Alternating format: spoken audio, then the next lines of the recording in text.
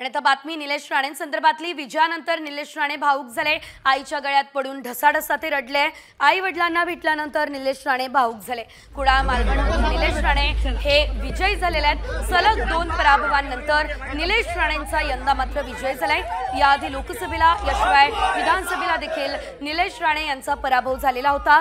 मात्र यंदा निलेश राणे हे धनुष्यबाण चिन्हावरती शिंदे सेनेकडून निवडणुकीच्या रिंगणात उतरले आणि निकाल लागल्यानंतर निलेश राणे भावूक झाले, अगदी ढसाढसा रडले।